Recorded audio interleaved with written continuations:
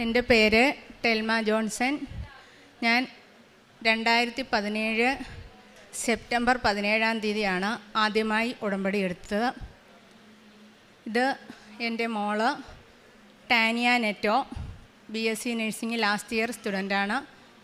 ഇത് എൻ്റെ മോൻ ജിൻസൺ നെറ്റോ, മോൻ BCom സെക്കൻഡ് ഇയർ സ്റ്റുഡൻ്റാണ്. എനിക്കിതിനു മുമ്പ് 2 പ്രാവശ്യം പരിശുദ്ധമായ അൾത്താരയിൽ മാതാവിനെ സാക്ഷ്യം പറയാനായിട്ടുള്ള അവസരം ലഭിച്ചു. ഒന്ന് ഫ്രണ്ട് സ്റ്റേജിലും സാക്ഷ്യം പറഞ്ഞു. ഞാൻ ആദ്യമായി ഇവിടെ വന്ന് ഉടമ്പടി എടുക്കുന്ന ഒരു ചെറിയ കാര്യം ഒന്ന് പറഞ്ഞിട്ട് ബാക്കി സാക്ഷ്യത്തിലേക്ക് ഞാൻ പെട്ടെന്ന് കടക്കാം. അന്ന് എൻ്റെ സാമ്പത്തികമായി ഏറെ തകർന്നു നിൽക്കുന്ന ഒരവസ്ഥയിലായിരുന്നു. ആ അവസ്ഥയിലാണ് എൻ്റെ അടുത്ത ഒരു ചാപ്പലിൽ എനിക്ക് ഒരു കൃപാസനം പത്രം കിട്ടുന്നത്. അന്ന് ഈ സ്ഥലത്തിനെ കുറിച്ചൊന്നും എനിക്കൊരറിവില്ല.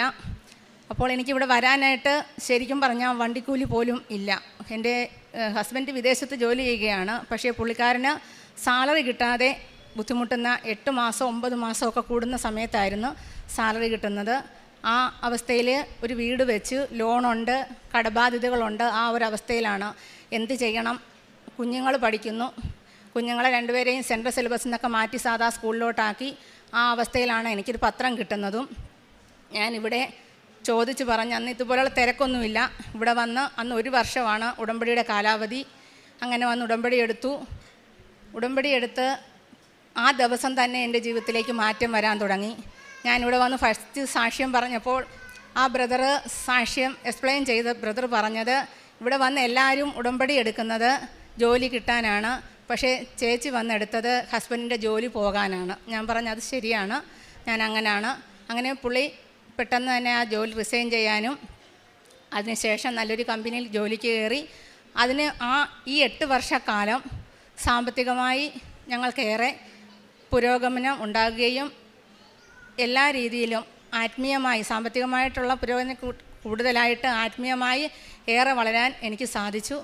ഇനി എൻ്റെ ഇപ്പോഴത്തെ സാക്ഷ്യത്തിലേക്ക് കടക്കുകയാണ്. എനിക്ക് 2 വർഷത്തിന് മുമ്പായിട്ട് ഒരു കൈപ്പശം ഒരു വേദന വന്നു, ഷോൾഡർ പെയിനായിട്ട്. അപ്പോൾ ഈ വേദന ആരും അത് പറഞ്ഞാൽ പോലും ആരും മനസ്സിലാക്കത്തില്ല. കാരണം ഇന്ന് എല്ലാവർക്കും ഈ വേദനയൊക്കെ ഉണ്ട്. അപ്പോൾ ഞാനിത് ഏറെ ബുദ്ധിമുട്ടി. എനിക്കൊന്നും ചെയ്യാൻ സാധിക്കുന്നില്ല.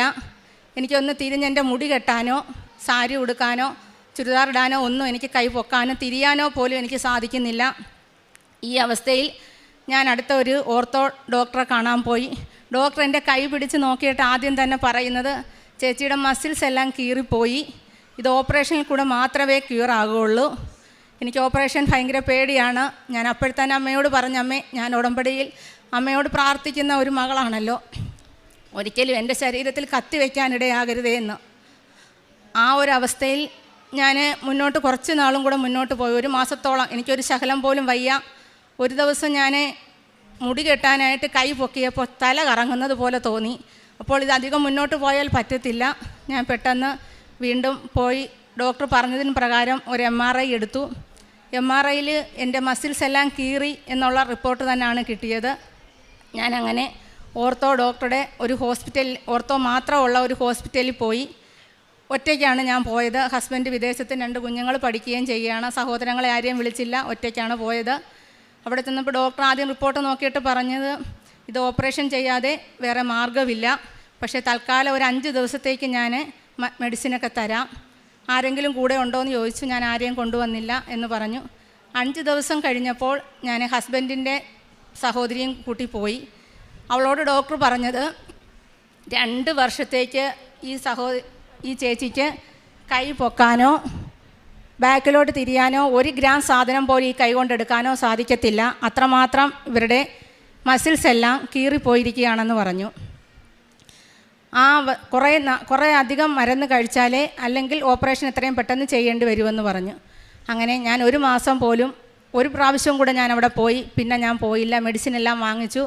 ഇഞ്ചക്ഷൻ എടുക്കണമെന്ന് പറഞ്ഞ് എനിക്കതൊക്കെ ബുദ്ധിമുട്ടുള്ള കാര്യമാണ്. ഞാനിതൊന്നും എടുത്തില്ല. ഞാൻ ഉടമ്പടി തൈലം എല്ലാ ദിവസവും പ്രത്യക്ഷീകരണ പ്രാർത്ഥന ചൊല്ലുമ്പോഴും അല്ലാതെ എല്ലാ ഉടമ്പടി തൈലം വെച്ച് ഞാൻ പറഞ്ഞ, അമ്മേ, എനിക്ക് എന്നെ നോക്കാൻ ഒന്നാമത് എൻ്റെ വീട്ടിൽ ആരുമില്ല, ഓപ്പറേഷൻ എനിക്ക് പേടിയാണ്, അമ്മ തന്നെ എനിക്ക് വേണ്ടി സൗഖ്യമാക്കി തരണം. അങ്ങനെ ഞാൻ മെഡിസിനെല്ലാം മാറ്റിവെച്ചു. ആ ബോക്സ് ഞാൻ പിന്നെ തൊട്ടിട്ട് പോലുമില്ല. ആ മെഡിസിനും ഇഞ്ചക്ഷനുള്ള മരുന്നും എല്ലാം ഞാൻ മാറ്റിവെച്ചിട്ട് ഞാൻ ഉടമ്പടി തൈലം മാത്രം എൻ്റെ കയ്യിൽ പുരട്ടി. അങ്ങനെ എൻ്റെ വീട്ടിലെ ജോലികളെല്ലാം ഞാൻ ചെയ്യാൻ തുടങ്ങി. ഒരു ദിവസം ഞാൻ ബക്കറ്റിൽ തുണിയെടുത്ത് സ്റ്റെയർ കേസ് കയറി മുകളിൽ പോയി. അവിടെ ചെന്നപ്പോഴാണ് ഞാൻ ഏത് കയ്യിലാണ് തുണി ബക്കറ്റ് പിടിച്ചിരിക്കുന്നതെന്ന് അറിയുന്നത്. അത്രമാത്രം വെയിറ്റ് ഞാൻ ആ സമയത്ത് 1 മാസത്തിനകം തന്നെ അത്രയും വെയിറ്റ് പൊക്കി ഞാൻ മുകളിൽ കൊണ്ടുപോയി. പിന്നീട് ഇങ്ങോട്ട് എനിക്ക് ഇതുവരെയും ഈ കയ്യിൽ ഇപ്പോൾ അടുത്ത ദിവസങ്ങളിൽ സ്കൂൾ ഓപ്പൺ ചെയ്ത സമയത്ത് ഡെസ്കും ബെഞ്ചും ഒക്കെ എനിക്ക് പിടിക്കണമായിരുന്നു. അപ്പോഴൊക്കെ എനിക്ക് ഒരു കുഴപ്പവും വന്നില്ല. എൻ്റെ കൈക്ക് ഇപ്പോൾ ഒരു കുഴപ്പവും ഇല്ല. എൻ്റെ കൈ പൊക്കുന്നതിനോ പുറകോട്ട് തിരിക്കുന്നതിനോ ഒന്നും എനിക്കൊരു കുഴപ്പവുമില്ല. അങ്ങനെ എനിക്ക് അമ്മ കൈ പൊക്കാം, ബാക്കിലോട്ട് തിരിക്കാം, ഒരു പ്രശ്നവുമില്ല. എനിക്കൊന്നും മുടി കെട്ടാനോ ഒന്നും പറ്റത്തില്ലായിരുന്നു. ഞാൻ പള്ളിയിൽ പോകുമ്പോഴൊക്കെ മുടി അഴിച്ചിട്ടുണ്ടായിരുന്നു ഞാൻ പോയിക്കൊണ്ടിരുന്നത്.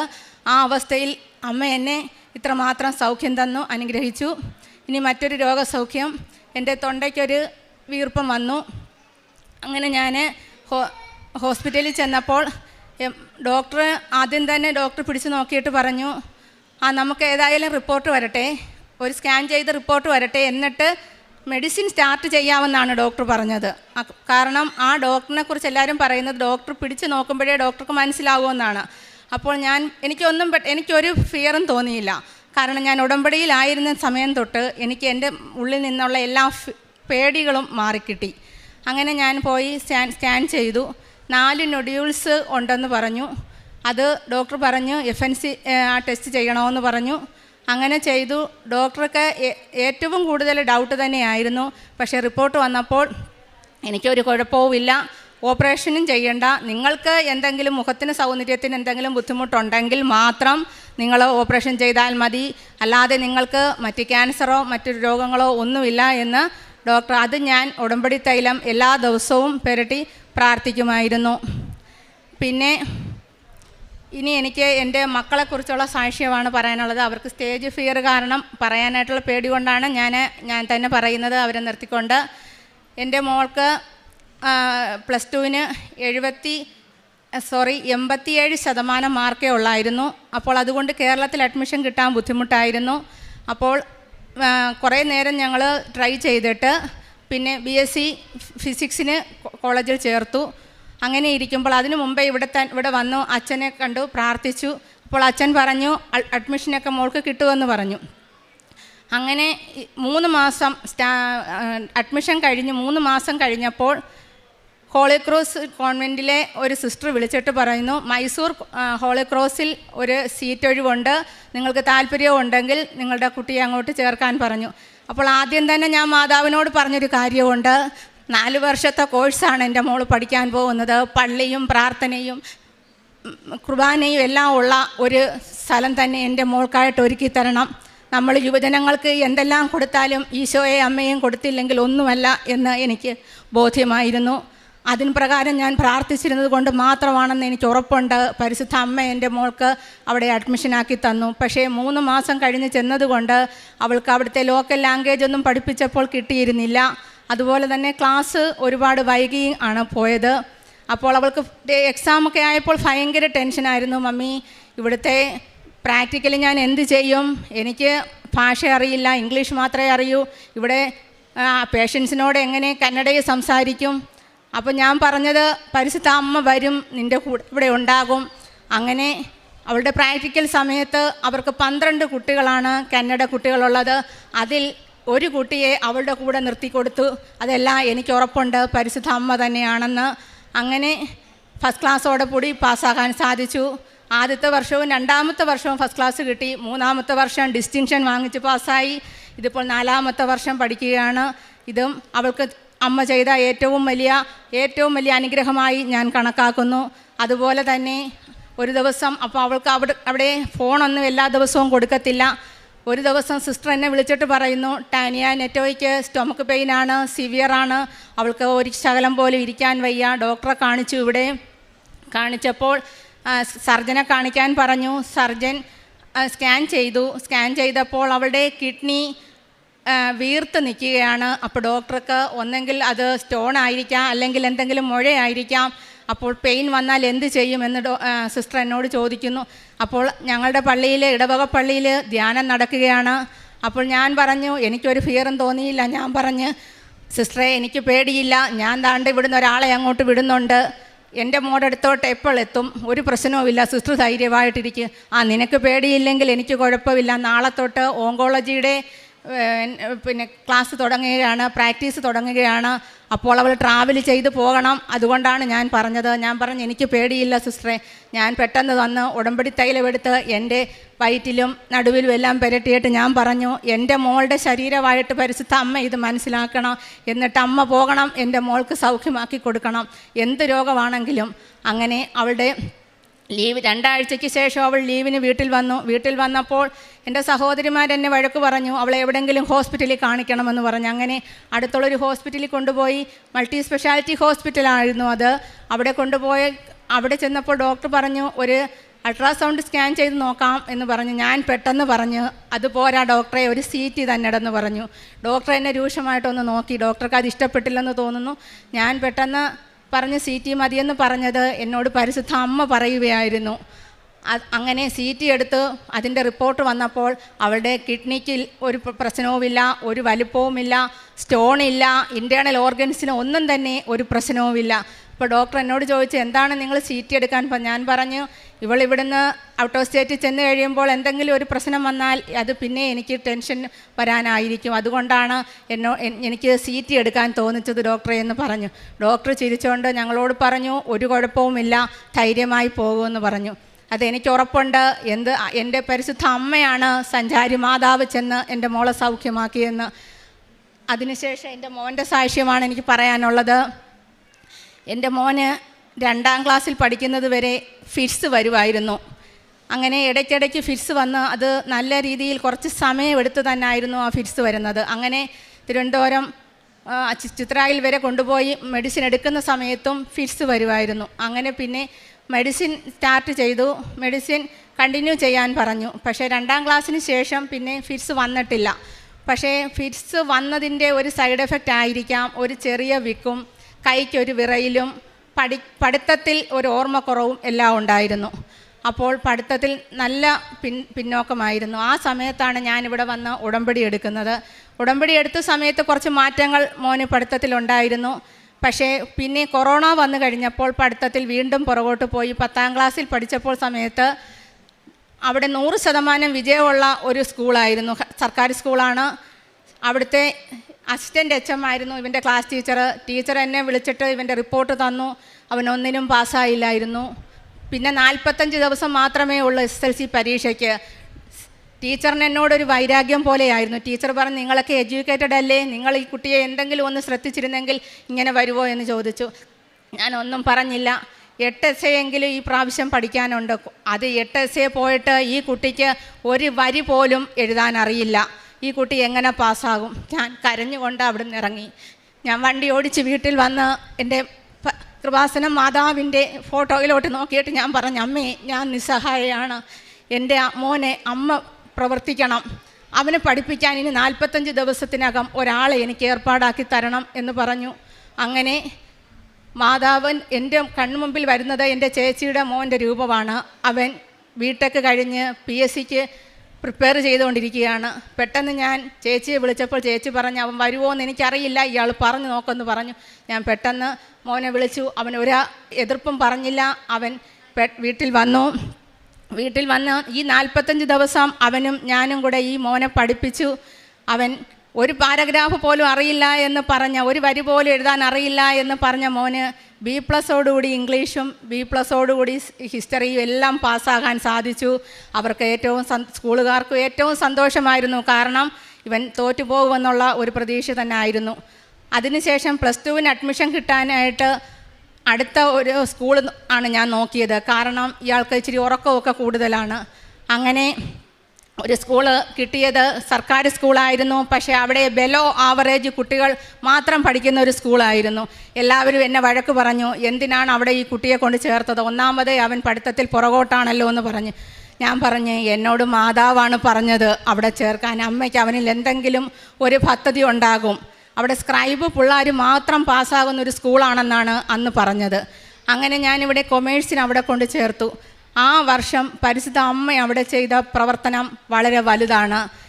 ഒരു ഗ്രൂപ്പ് ഓഫ് ടീച്ചേഴ്സിനെ അവിടെ പുതിയതായിട്ട് കൊമേഴ്സ് ഡിപ്പാർട്ട്മെൻറ്റിൽ വന്നു. ഇത്രയും ഡെഡിക്കേറ്റും ഇത്രയും സിൻസിയറായിട്ടുള്ള അധ്യാപകർ ഇതിനു മുമ്പ് അവിടെ ഉണ്ടായിട്ടില്ല. അവർ നല്ല രീതിയിൽ ഈ കുഞ്ഞുങ്ങളെല്ലാം തന്നെ ബിലോ ആവറേജ് ആയിട്ടുള്ള ഈ കുഞ്ഞുങ്ങളെല്ലാം നല്ല മാർക്ക് വാങ്ങിച്ച് എൻ്റെ മോൻ ഉൾപ്പെടെ ഏതാണ്ട് 20ഓളം സ്റ്റുഡൻസ് അവിടെ +2 പാസ്സായി നല്ല മാർക്കോടെ പാസ്സാകാൻ സാധിച്ചു. ഇതും എനിക്കറിയാം, എൻ്റെ അമ്മ തന്നെ അവിടെ പ്രവർത്തിച്ചതാണെന്ന്. അങ്ങനെ ബികോമിന് മെറിറ്റിൽ തന്നെ അഡ്മിഷൻ കിട്ടി. ഇപ്പോൾ മാർക്കറ്റിംഗ് വിത്ത് ലോജിസ്റ്റിക്കിൽ പഠിക്കുകയാണ്. കോന്നി കോളേജിൽ നല്ല രീതിയിൽ പഠിക്കുന്നുണ്ട്. ഇപ്പോൾ ഒരു കുഴപ്പവുമില്ല.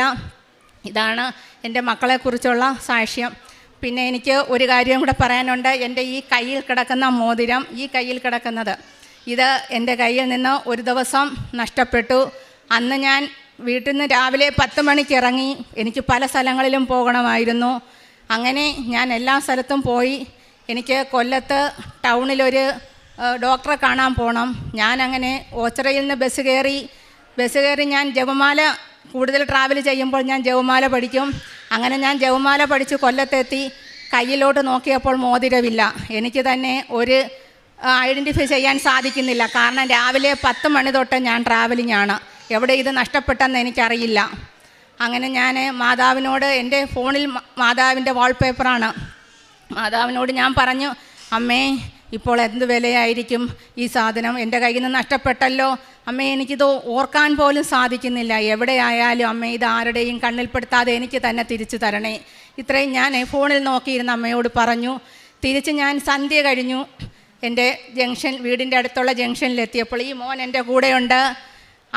മോന് വെള്ളം വേണമെന്ന് പറഞ്ഞു. ഞാൻ പറഞ്ഞു മോൻ അങ്ങോട്ട് നടാ. അപ്പോൾ എന്നോട് ചോദിച്ചു, മമ്മി എവിടാ ഈ ഇരുട്ടത്ത് പോകുന്നത്? ഇരുട്ടായല്ലോ, ഇരുട്ടത്ത് എവിടെയാണ് പോകുന്നത്? ഞാൻ ബസ് ഇറങ്ങി നേരെ ഓപ്പോസിറ്റ് ആ ഇരുട്ടിലൂടെ നടന്ന്, എനിക്ക് അപ്പോൾ എൻ്റെ മനസ്സിൽ നീ പോസ്റ്റ് ഓഫീസ്, ഞാൻ രാവിലെ 10 മണിക്ക് പോസ്റ്റ് ഓഫീസിൽ ഈ മോൾക്ക് പാഴ്സൽ അയക്കാൻ പോയിരുന്നു. ഞാൻ നേരെ പോസ്റ്റ് ഓഫീസിലോട്ട് ആ ഇരുട്ടത്ത് നടന്ന് ചെന്ന് ഞാൻ ആദ്യം കാണുന്നത് എൻ്റെ മോതിരം അവിടെ കിടക്കുന്നതാണ്. അന്നേരം 7:30 മണിയായി. അപ്പോൾ രാവിലെ 10 മണിക്കാണ് ഞാൻ ആ പോസ്റ്റ് ഓഫീസിൽ ചെല്ലുന്നത്. അതൊരു കവലയുടെ ജംഗ്ഷൻ തന്നെയായിരുന്നു.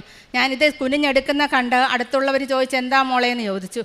ഞാൻ പറഞ്ഞു, എൻ്റെ മോതിരം എടുത്തതാണ്, രാവിലെ എൻ്റെ മോതിരം നഷ്ടപ്പെട്ടു. ഇതെന്തൊരു അത്ഭുതമാണ് കുഞ്ഞേ ഇതെന്ന്. എല്ലാവരും അത് തന്നെയാണ് പറഞ്ഞത്. കാരണം രാവിലെ 10 മണിക്ക് പോസ്റ്റ് ഓഫീസിൽ വെച്ച് നഷ്ടപ്പെട്ട സാധനം ആ 4 കവലയായ സ്ഥലത്ത് 7:30 വരെ പരിശുദ്ധ അമ്മ എനിക്ക് വേണ്ടി തന്നെ വെച്ചിരുന്നു. അങ്ങനെ എനിക്ക് നിരവധിയായ അനുഗ്രഹങ്ങൾ ഈ 8 വർഷത്തോളം മാതാവിൻ്റെ ഉടമ്പടിയിലായതിനു ശേഷം എനിക്ക് കിട്ടിയ അനുഗ്രഹങ്ങൾ ഇവിടെ പറഞ്ഞാൽ തീരില്ല. എൻ്റെ ജീവിത പങ്കാളിയുടെ കുടുംബവുമായിട്ടും ഞാൻ ഏറെ അകന്നു കഴിഞ്ഞ ഒരു സമയത്താണ് ഞാൻ ഇവിടെ വന്ന് ഉടമ്പടി എടുക്കുന്നത്. ഇന്ന് എല്ലാവരുമായിട്ടും നല്ല സൗഹൃദത്തിലും സ്നേഹത്തിലും മുന്നോട്ട് പോകുവാനും സഹിക്കുവാനും ക്ഷമിക്കുവാനും എല്ലാം എനിക്ക് സാധിക്കുന്നുണ്ട്. ഏറെ അനുഗ്രഹങ്ങൾ അമ്മ വഴി എനിക്ക് ലഭിച്ചതിനും ഈശോ വന്ന എല്ലാ അനുഗ്രഹങ്ങൾക്കും ഞാൻ ഏറെ നന്ദി പറയുന്നു. പിന്നെ എൻ്റെ ആത്മീയ ജീവിതം, ഞാൻ എല്ലാ ദിവസവും കുർബാനയ്ക്ക് പോയിക്കൊണ്ടിരുന്നപ്പോഴാണ് ഇപ്പോൾ സ്കൂളിൽ ഒരു KG സെഷനിൽ ഒരു ജോലിക്ക് കയറിയത്. അതുകൊണ്ട് എനിക്ക് എല്ലാ ദിവസവും ഇപ്പോൾ കുർബാനയ്ക്ക് പോകാൻ സാധിക്കുന്നില്ല. ഞാൻ സൺഡേയിൽ മാത്രമാണ് ഇപ്പോൾ കുർബാനയ്ക്ക് പോകാൻ പറ്റുന്നത്. അതിനു മുമ്പ് എല്ലാ ദിവസവും പോകുമായിരുന്നു. അതുപോലെ കുമ്പസാരവും പ്രാർത്ഥനകളും ബൈബിള് ഒരു 4-5 പ്രാവശ്യം പൂർണ്ണമായിട്ട് വായിക്കാൻ സാധിച്ചു. പിന്നെ കിട്ടുന്ന സമയമെല്ലാം ഞാൻ ജപമാല അർപ്പിക്കുന്നുണ്ട്, ജപമാല ചൊല്ലുന്നുണ്ട്. എന്നാൽ ഈ ജോസഫ് അച്ഛൻ ധ്യാനങ്ങളിൽ പറയുന്നത് പോലെ നമുക്ക് എല്ലാം ചിലപ്പോൾ അനുകൂലമായിരിക്കില്ല. അങ്ങനെ ഒരു പ്രതികൂല അവസ്ഥയും എൻ്റെ ജീവിതത്തിൽ ഈ ഉടമ്പടി കാലഘട്ടത്തിലുണ്ടായി.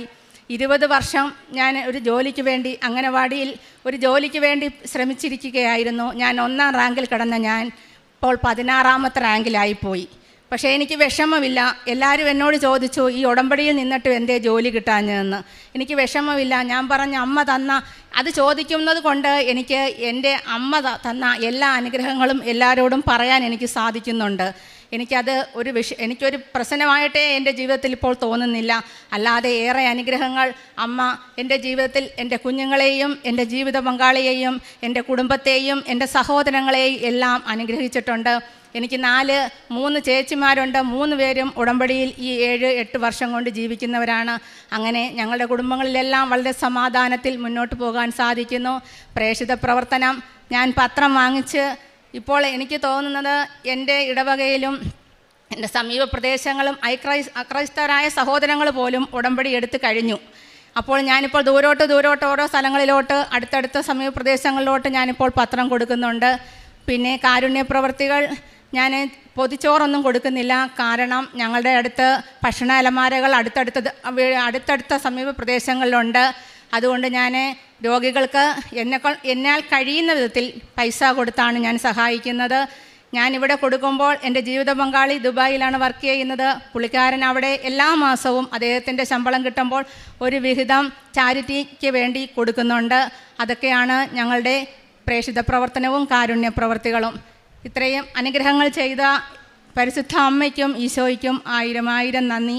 നിത്യതയോളം ഈശോയോട് ചേർന്ന് നിന്നുകൊണ്ട് ആത്മാവിനെ സംരക്ഷിക്കുവാൻ സാധിക്കണമെന്നുള്ള പ്രാർത്ഥനയോടെ എൻ്റെ ഉടമ്പടി സാക്ഷ്യം ഇവിടെ നിർത്തുന്നു. യോഹന്നാൻ്റെ സുവിശേഷം 11-ാം അധ്യായം 40-ാം തിരുവചനം പറയുന്നു, യേശു അവളോട് ചോദിച്ചു, വിശ്വസിച്ചാൽ നീ ദൈവമഹത്വം ദർശിക്കുമെന്ന് ഞാൻ നിന്നോട് പറഞ്ഞില്ലേ? ഇതെല്ലാം ഈശോ നമ്മോട് മുൻപേ പറഞ്ഞിട്ടുള്ള കാര്യങ്ങളാണ്. ഉടമ്പടിയിലേക്ക് എത്തുമ്പോഴാണ് നാം വചനം ശ്രദ്ധയോടെ വായിക്കുമ്പോൾ ഈശോ ഇതെല്ലാം വളരെ മുൻപ് നമ്മോട് പറഞ്ഞിരുന്നു എന്ന് നാം മനസ്സിലാക്കുന്നത്. നിന്നോട് ഞാൻ പറഞ്ഞിട്ടില്ലേ? ഈശോ എപ്പോഴും നമ്മെ ഓർമ്മിപ്പിക്കുന്നുണ്ട്, ഇതെല്ലാം ഞാൻ നിങ്ങളോട് പറഞ്ഞിട്ടുണ്ട്. ലാസർ മരിച്ചു കഴിഞ്ഞപ്പോൾ മർത്തയും മറിയവും ഒരേ സ്വരത്തിൽ വാവിട്ട് ഈശോയോട് കരഞ്ഞു പ്രാർത്ഥിക്കുന്നുണ്ട്, നീ ഇവിടെ ഉണ്ടായിരുന്നെങ്കിൽ ഞങ്ങളുടെ സഹോദരൻ മരിക്കില്ലായിരുന്നുവെന്ന്. നമ്മുടെ സങ്കടകാലങ്ങളിലെല്ലാം നാം ഈശോയോട് ചോദിക്കുന്നൊരു കാര്യം ഇതാണ്, നീ എവിടെയാണ്? നീ ഞങ്ങളുടെ സങ്കടങ്ങളൊന്നും കാണുന്നില്ലേ? പരിശുദ്ധ അമ്മയോട് നാം പറയും, അമ്മേ ഞാൻ ഉടമ്പടിയെടുത്ത് പ്രാർത്ഥിച്ചിട്ട് എന്തേ നീ ഇതെനിക്ക് സാധിച്ചു തരാത്തതെന്നൊക്കെ നാം എപ്പോഴും വളരെ സങ്കടത്തോടെ പ്രാർത്ഥിക്കുന്നുണ്ട്. പക്ഷേ സുവിശേഷം പറയുന്നു, മർത്ത ആദ്യം പറഞ്ഞപ്പോൾ ഈശോ ആശ്വസിപ്പിച്ചു. മറിയം രണ്ടാമത് പറഞ്ഞപ്പോഴാണ് ഈശോ അവിടെ നിന്ന് അനങ്ങി വേഗം ലാസറിൻ്റെ കുഴിമാടത്തിലേക്ക് വരുന്നത്. ഈ വ്യത്യാസം നമുക്ക് കാണാം. എന്തുകൊണ്ടാണ് മറിയം പറഞ്ഞപ്പോൾ ഈശോ അവിടെ ആക്ഷൻ എടുക്കുന്നതെന്ന് നമുക്ക് ചിന്തിക്കാം. മറിയം നല്ല ഭാഗം തിരഞ്ഞെടുത്തു എന്ന് നാം സുവിശേഷത്തിൽ വായിക്കുന്നുണ്ട്. എല്ലാവരും കരയുന്നതും പ്രാർത്ഥിക്കുന്നതുമെല്ലാം ഒരേ കാര്യം തന്നെയാണെങ്കിലും ചിലരോട് ഈശോയ്ക്കൊരു പ്രത്യേക ഇഷ്ടം, പ്രത്യേക സ്നേഹമുണ്ടെന്നാണ് സുവിശേഷം നമ്മോട് പറയുന്നത്. യോഹന്നാൻ തന്നെക്കുറിച്ച് തന്നെ പറയുന്ന കാര്യം ഇതാണ്, താൻ സ്നേഹിക്കുന്ന ശിഷ്യൻ എന്നാണ് യോഹന്നാൻ തന്നെക്കുറിച്ച് പറയുന്നത്. നമുക്ക് ഓരോരുത്തർക്കും പറയാൻ സാധിക്കുന്നൊരു കാര്യം ഇതാണ്, ഈശോ സ്നേഹിക്കുന്ന വ്യക്തിയാണ് ഞാൻ സ്നേഹിക്കുന്ന ഈശോ എന്ന് നമുക്ക് പറയാൻ സാധിക്കുന്ന വലിയ ജീവിത സാക്ഷ്യങ്ങളാണ് നാം ഇപ്പോൾ കേട്ടുകൊണ്ടിരിക്കുന്നത്. ഡൽമൻ ജോൺസൻ്റെ മനോഹരമായ ഈശോ സ്നേഹിക്കുന്ന പരിശുദ്ധ അമ്മ മാധ്യസ്ഥം വഹിക്കുന്ന ഒരു വലിയ സാക്ഷ്യമാണ് നാം കേട്ടത്. താൻ നിത്യതയോളം എനിക്ക് ഈശോയുടെ കൂടെ ആയിരിക്കണം. നിത്യത എന്നാൽ ഈശോയുടെ കൂടെയാണ്. എനിക്കെപ്പോഴും ഈശോ കൂടെ ഉണ്ടാകണം, പരിശുദ്ധ അമ്മയുടെ മാധ്യസ്ഥം എനിക്ക് എപ്പോഴും ഉണ്ടാകണമെന്നാണ് സാക്ഷ്യത്തിൽ പോലും തന്നെ പ്രാർത്ഥന. നമുക്ക് ഈശോയോട് നന്ദി പറയാം. നാം ഓരോരുത്തരുടെയും പോലെ തന്നെ ഒരു വലിയ സാമ്പത്തിക തകർച്ചയിലാണ് പരിശുദ്ധ അമ്മയുടെ മാധ്യസ്ഥ അപേക്ഷിച്ച് കൃപാസനത്തിൽ വന്ന് ഉടമ്പടിയെടുത്ത് പ്രാർത്ഥിക്കുന്ന സാക്ഷ്യം സഹോദരി ഓൾറെഡി ഒരു പ്രാവശ്യം സാക്ഷ്യം ഈ അൾത്താരയിൽ പറഞ്ഞിട്ടുള്ളതാണ്. അതിനുശേഷം തനിക്ക് വലിയൊരു കൈവേദന വന്നു. ആ കൈവേദനയുടെ സ്കാൻ ചെയ്ത് നോക്കിയപ്പോഴാണ് പറയുന്നത്, തൻ്റെ മസിലുകളെല്ലാം പോകുന്ന ഒരു ശാരീരിക അസ്വാസ്ഥ്യം. തനിക്ക് അപ്പോൾ ഒട്ടും തന്നെ ഭയമില്ലായിരുന്നു എന്ന് പറയുന്നു. താൻ ഉടമ്പടിയിലാണ്. ഡോക്ടേഴ്സിനോടൊക്കെ പറയുന്നത്, ഞാൻ ഉടമ്പടിയിലാണ്, എൻ്റെ മകൾക്ക് യാതൊരു ബുദ്ധിമുട്ടും ഉണ്ടായില്ല. മകൾക്ക് കിഡ്നി സ്റ്റോൺ വന്ന ആ സ്ഥിതിയിൽ പോലും ഡോക്ടേഴ്സിനോട് പറയുന്നത്, എനിക്ക് ഭയമില്ല, കാരണം ഞാൻ ഉടമ്പടിയിലാണ്. ഉടമ്പടിയിലെന്ന് വെച്ചാൽ പരിശുദ്ധ അമ്മ നമ്മുടെ സങ്കടങ്ങളിൽ നമ്മെ ചേർത്ത് പിടിക്കുന്നു, അമ്മയുടെ നീലാങ്കിയിൽ നമ്മെ പൊതിഞ്ഞ് നമുക്ക് സംരക്ഷണം നൽകുന്നു എന്നാണ് ഞാൻ ഉടമ്പടിയിലാണ് എന്ന്. വളരെ ഒരു ചെറിയ 2 വാക്കിൻ്റെ അർത്ഥം. ഞാൻ ഉടമ്പടിയിലാണ് എന്ന് വെച്ചാൽ പരിശുദ്ധ അമ്മയുടെ മധ്യസ്ഥതയിൽ എനിക്ക് യാതൊരു ഭയമില്ല, ഈശോ എനിക്കെല്ലാം പ്രാപിച്ചു തരുമെന്നുള്ള കട്ട വിശ്വാസമെന്നാണ് ഈ ഡൽമ ജോൺസൺ നമ്മോട് പറയുന്നത്. തൻ്റെ മകൾക്കൊരു തൊണ്ടയിൽ വീർപ്പ് വന്നപ്പോൾ ക്യാൻസർ ആണെന്ന് സംശയിച്ചു. താൻ ഉടമ്പടിയിലാണ്, എനിക്ക് ഭയമില്ല. മകൾക്ക് കിഡ്നി സ്റ്റോൺ വന്നു, എനിക്ക് പേടിയില്ല, കാരണം ഞാൻ ഉടമ്പടിയിൽ. ഉടമ്പടി തൈലവും ഉപ്പും ഉടമ്പടി വസ്തുക്കളുടെ ഉപയോഗം മാത്രമാണ് പിന്നെ എല്ലാ സൗഖ്യത്തിനും ദിവ്യ ഔഷധമെന്ന് ഇവർ ഏറ്റുപറയുന്നു. തൻ്റെ മകന് വളരെ ചെറുപ്പത്തിൽ തന്നെ ഫിറ്റ്സ് ഉണ്ടായിരുന്നു. ആ ഫിറ്റ്സിൻ്റെ ആഫ്റ്റർ ഇഫക്റ്റായി മറ്റു പല പരിമിതികളും ഉണ്ടായതുകൊണ്ട് മകനെക്കുറിച്ച് വളരെ ആശങ്കയുള്ളവരായിരുന്നു. പക്ഷേ ഉടമ്പടിയിലേക്ക് വന്നപ്പോൾ ഇന്ന് മകൻ എത്തി നിൽക്കുന്നത് സംസാരിക്കാനും അതുപോലെ തന്നെ പഠിക്കാനും ഓർമ്മക്കുറവുള്ള ഒരു അവസ്ഥ മകനുണ്ടായിരുന്നു. പക്ഷേ ഉടമ്പടിയിലേക്ക് വന്നപ്പോൾ ഇന്ന് ഈ മകൻ്റെ സ്റ്റാറ്റസ് വളരെ വ്യത്യസ്തമാണ്. മകൻ ഇന്ന് BCom കഴിഞ്ഞ് മാർക്കറ്റിംഗ് ലോജിസ്റ്റിക് പഠിക്കുന്ന ഒരു വലിയ സ്ഥിതിയിലാണ്. നമുക്ക് ഓർമ്മയും ബുദ്ധിയും അറിവും സ്നേഹവും എല്ലാം നൽകുന്നത് പരിശുദ്ധാത്മാവാണ്. പരിശുദ്ധാത്മാവിൻ്റെ മണവാട്ടിയാണ് പരിശുദ്ധ അമ്മ. പരിശുദ്ധ അമ്മയ്ക്ക് നൽകാൻ കഴിയാത്തതും എത്തിപ്പെടാൻ കഴിയാത്തതുമായ യാതൊരു അവസ്ഥകളുമില്ല. അതുകൊണ്ട് നമുക്ക് പരിശുദ്ധ അമ്മയെ എപ്പോഴും കൂട്ടുപിടിക്കാനുള്ള ആ ഒരു പ്രവണത എന്ന് പറയാം. പരിശുദ്ധ അമ്മ നമ്മോട് കൂടെ ഉണ്ടായിരിക്കട്ടെ എന്ന് നമുക്ക് എപ്പോഴും ആഗ്രഹിക്കാം. നഷ്ടപ്പെട്ടതെല്ലാം തിരിച്ചു കിട്ടിയതെന്നാണ് അമ്മ പറയുന്നത്. കാരണം തൻ്റെ ഒരു മോതിരം നഷ്ടപ്പെട്ടപ്പോൾ ഉണ്ടായ ഒരു ആകുലത, ആ നഷ്ടപ്പെട്ട ആ സ്ഥലത്ത് തന്നെ വളരെയധികം ആളുകൾ സഞ്ചരിച്ച ആ വഴിയിൽ എനിക്ക് വേണ്ടി പരിശുദ്ധ അമ്മ അതവിടെ പ്രിസർവ് ചെയ്തിരുന്നു. ഒരു അരണ്ട വെളിച്ചത്തിൽ ഈവനിങ് ടൈമിൽ എനിക്ക് ആ മോതിരം അവിടെ നിന്ന് ലഭിച്ചു. അങ്ങനെ തനിക്ക് നഷ്ടപ്പെട്ടതെല്ലാം ഒന്നും തന്നെ ഒരു നഷ്ടമല്ല. വിശുദ്ധ പൗലോസ്ലീഹ പറയുന്നത് പോലെ ഞാൻ എല്ലാം ഈശോയ്ക്ക് സമർപ്പിച്ചപ്പോൾ ഞാനെല്ലാം പിന്നിലേക്ക് വലിച്ചെറിയുന്നു, കഴിഞ്ഞു പോയതെല്ലാം ഞാൻ പിന്നിലേക്ക് വലിച്ചെറിയുന്നു. എൻ്റെ ഹസ്ബൻഡിൻ്റെ കുടുംബവുമായി എനിക്കൊരു സ്വരച്ചേർച്ചയുണ്ടായിരുന്നു, ഒരു പിണക്കമുണ്ടായിരുന്നു. ഉടമ്പടിയിലേക്ക് വന്നപ്പോൾ ഞങ്ങളെല്ലാം വളരെ സ്നേഹത്തിലാണ്. എനിക്കതെല്ലാം തിരിച്ചു പിടിക്കാൻ സാധിച്ചു. നമ്മുടെ എല്ലാ ജീവിത സാഹചര്യങ്ങളെയും പരിശുദ്ധ അമ്മ നമുക്ക് തിരിച്ചു നൽകുകയാണ്. എല്ലാ പ്രശ്നങ്ങൾക്കും എനിക്കിന്ന് ഉത്തരമുണ്ട്. എനിക്കൊന്നും തന്നെ ഭയമില്ല. എൻ്റെ മകനെ കൊണ്ടു ചെന്ന് അഡ്മിഷൻ എടുത്തത് ഒരു ബിലോ ആവറേജുള്ള കുട്ടികളുടെ ഒരു കോളേജിലായിരുന്നു. ഉടമ്പടി എടുത്തൊരു വ്യക്തിയുടെ ഇടപെടൽ മൂലമുണ്ടാകുന്നൊരു വലിയ വ്യത്യാസം. ഈ മകൻ അവിടെ അഡ്മിഷൻ എടുത്തു കഴിഞ്ഞപ്പോൾ ഒരു ഗ്രൂപ്പ് ഓഫ് ടീച്ചേഴ്സ് വന്ന് ഈ മക്കളെയൊക്കെ വളരെ വ്യത്യസ്തമായി പഠിപ്പിക്കുകയും എല്ലാ കുട്ടികൾക്കും നല്ല മാർക്കോടുകൂടി പാസ്സാകാനുള്ള ഒരു വിദ്യാഭ്യാസ സ്റ്റൈൽ അവർ ആർജിച്ചെടുക്കുകയും ചെയ്തു എന്ന് ഈ അമ്മ സാക്ഷ്യപ്പെടുത്തുന്നു. ഒരു ഉടമ്പടിയുടെ ഒരു വലിയ വ്യത്യാസമാണ് ഒരു സമൂഹത്തെ മാറ്റിമറിക്കുന്നത്. നമുക്ക് പരിശുദ്ധ അമ്മയ്ക്കും ഈശോയ്ക്കും വലിയൊരു കയ്യടി നൽകി എല്ലാ അനുഗ്രഹങ്ങൾക്കും നന്മകൾക്കും നന്ദി പറഞ്ഞുകൊണ്ട് ഈ സാക്ഷ്യം സമർപ്പിക്കാം.